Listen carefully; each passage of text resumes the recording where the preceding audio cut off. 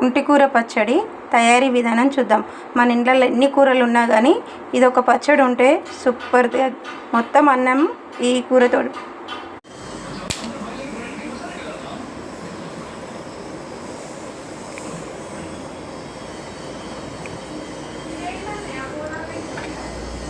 Hi friends, ఈరోజు గోంగూర పచ్చడి చేసుకుందామని గోంగూర మంచిగా ఆకులేరి మంచిగా కడిగి సన్నగా కట్ చేసుకుందాం.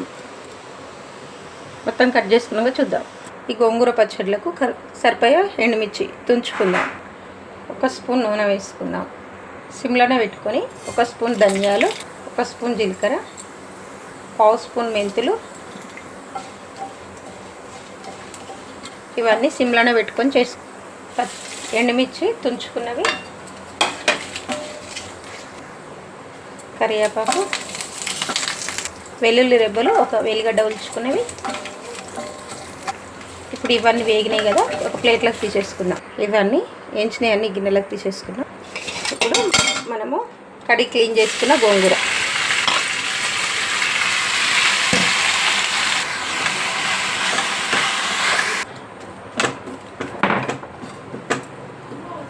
ఇప్పుడు మనం ఎంచుకునే అన్నీ చల్లగా అయిపోయినాయి. ఇప్పుడు చిన్న నిమ్మకాయ సైజ్ అంత చింతపండు, రుచికి తగ్గట్టుగా ఉప్పు,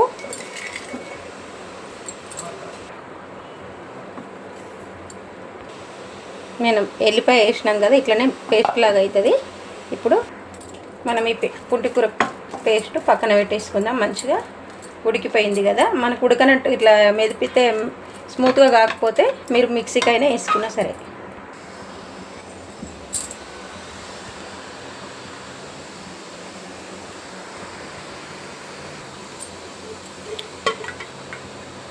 స్టవ్ మీద కడాయి పెట్టి 2 టేబుల్ స్పూన్ల నూనె వేసుకుంటాం.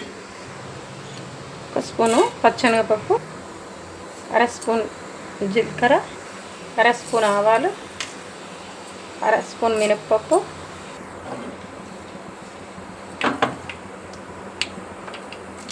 తుంచుకుని 2 ఎండుమిర్చి, పసుపు 1 స్పూను, ఒక 3 రెమ్మలు కరివేపాకు, ఒక 7-8 వెల్లుల్లి రెబ్బలు చితగొట్టుకున్నాం, కొంచెం ఇంగువ,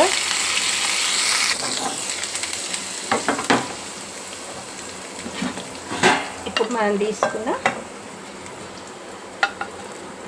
గోంగూర పేస్ట్ ఇప్పుడు స్టవ్ ఆఫ్ చేసుకొని ఇది మంచిగా ఇలా కలిసేలాగా కలుపుకోవాలి.